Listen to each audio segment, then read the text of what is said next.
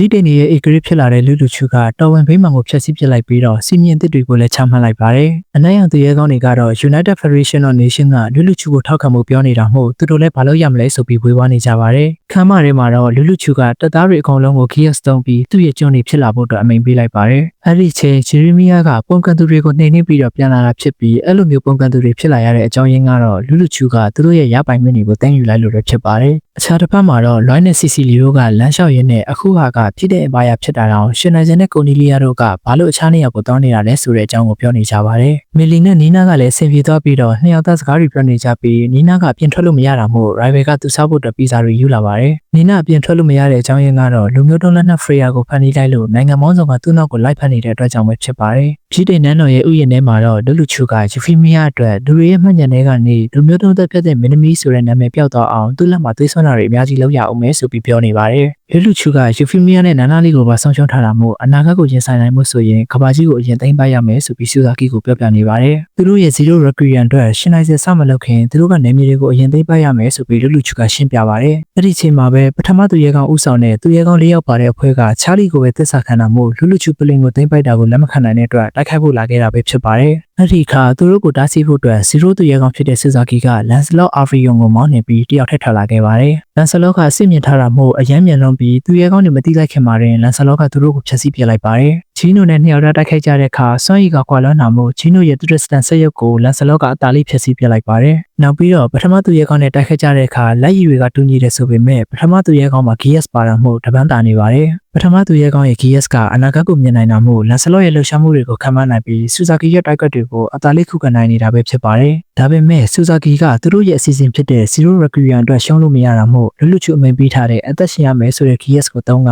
ကန့်သက်ချက်ကိုကျော်လွန်အောင်လုပ်လိုက်ပါတယ်။ဒီလိုနဲ့လန်စလော့နဲ့ပထမသူရဲကောင်းတို့ဓာချင်းရှင်ခုတ်ကြတဲ့အခါဆူဇာကီရဲ့စိတ်ဆောင်းအားကတာသွားတာမို့ပထမသူရဲကောင်းကခန္ဓာကိုယ်နှစ်ချမ်းပြီးပေါက်ကွဲသွားပါတယ်။တနိုင်ငံလုံးကလည်းအဲ့ဒါကိုချိနေကြပြီးလူလူချူကသူတို့ပြည်တဲ့ရင်ပိုင်းအနေနဲ့ United Federation of Nation မှာပါဖို့ဆုံးဖြတ်လိုက်ပြီးဆိုပြီးကြေညာလိုက်တော့ဘူဂီဆန်တို့ကအံ့ဩသွားတယ်လို့ရှင်နိုင်စေတို့ကလည်းအဲ့ဒါကိုကြည့်နေကြပါတယ်။တလက်ဆထဲမှာတော့ညှိနှိုင်းမှုအနေနဲ့လက်ဆောင်ဖြစ် Area 11ကိုဂျပန်နယ်မြေဖြစ်ပေးလိုက်တယ်ဆိုပြီးလူလူချူကကြေညာလိုက်တော့ Rival တို့ကအံ့ဩသွားရပါတယ်။အဲ့ဒီနောက်မှာတော့လူလူချူကညှိနှိုင်းမှုအတွက် Area 11စီကို CC နဲ့လုံခြုံရေးနေငယ်ကိုသာခေါ်ပြီးတော့သွားနေပါတယ်။ဒီလိုနဲ့လူလူချူ Area 11ကိုရောက်တော့လူအုပ်ကြားတွေက Rival ကအော်ပြီးပြောနေလို့အဆောင်တွေကလာဖမ်းတဲ့အတွက်နီနာကခေါ်ပြီးပြေးရပါတယ်။လူလူချူနဲ့ကာလန်တို့တွေ့ကြတဲ့အခါကာလန်ကဘာလို့လဲဆိုပြီးမေးပေမဲ့လူလူချူကတော့အခုမှစသိတဲ့လူတယောက်လိုနှုတ်ဆက်နေတာမို့ကာလန်ကလည်းတူတာဝန်တူလောက်ရပါတော့တယ်။အနက်ရောင်သူရဲကောင်းတွေကလူလူချူကိုစိတ်မချတာမို့ရဲတွေကိုတော့မျက်မှောက်ဝင်ခိုင်းထားပြီး CCTV ကလည်းစောင့်ကြည့်နေကြပါတယ်။ကျောင်းလေးကိုရှောက်ပတ်ကြည့်နေရင်းနဲ့ကာလန်ကအတိတ်ကကျောင်းတွေကိုပြောပြီးဆူဇာကီနဲ့ပူးပေါင်းလိုက်တာဘာလို့ချင်လို့လဲဆိုပြီးမေးပေမဲ့လူလူချူကတော့မဖြေခဲ့ပါဘူး။နင်ငါ့ကိုဘယ်လိုတွေးလဲလင်းရင်ပေါ်မှာတော့ငါရောဘာလို့ငါ့ကိုအသက်ဆက်ရှင်ပါလို့ပြောခဲ့တာလဲဆိုပြီးမေးကကာလန်ကလူလူချူကိုနမ်းလိုက်ပါတော့တယ်။နမ်းပြီးသွားတဲ့အခါတယောက်မျက်လုံးတွေကိုတယောက်ကနားနေတာမို့ကာလန်ကလူလူချူကိုနှုတ်ဆက်လိုက်ပြီးသူ့တာဝန်တိုင်းအစည်းအဝေးစီကိုခေါ်သွားပါတယ်။အစည်းအဝေးစတဲ့အခါပြည်ထောင်အင်ပိုင်းယာကို United Federation of Nation ကိုဝင်ခွင့်ပေးဖို့အတွက်လူလူချူကကာကူယာစီကိုတောင်းဆိုလိုက်ပါတယ်။အဲ့ဒီခါကာကူယာကခလုံးနှိပ်လိုက်ပြီးတော့ GS ကိုကာကွယ်ဖို့အတွက်လူလူချူကိုနိုင်ရန်တွေနဲ့ကာထားလိုက်ပြီး TV ကနေတဆင်ဆက်တွေက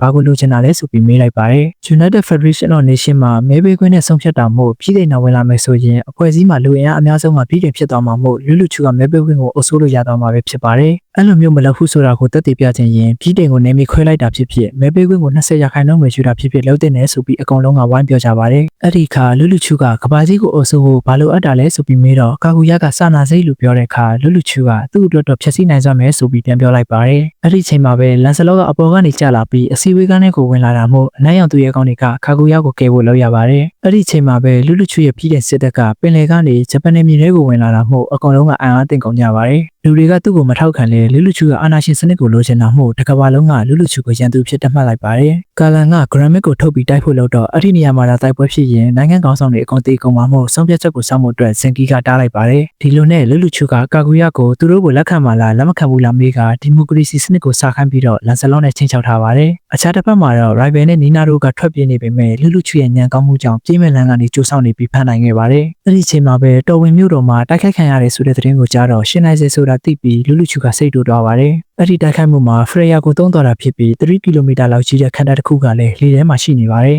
အဲ့ဒီချိန်မှာပဲရှင်နိုင်စက်ကဆက်သွယ်လာပြီးသူကဖရေယာတွေအကုန်လုံးကိုစုထားပြီးကြောင်းနဲ့မင်းကို Egret ဖြစ်အတိမတ်မပြုဘူးဆိုပြီးလူလူချူကိုစိန်ခေါ်လိုက်ပါတယ်။နောက်ပြီးတော့တကယ်တမ်းပြည့်တဲ့ Egret ဖြစ်တဲ့လာကသူပဲဆိုပြီးနာနာလီကိုထုတ်ပြန်လိုက်တဲ့အခါလူလူချူနဲ့စူဇာကီတို့နှစ်ယောက်စလုံးကအံ့ဩသွားရင်ဇလန်လေးကပြီးဆုံးသွားပါပြီ။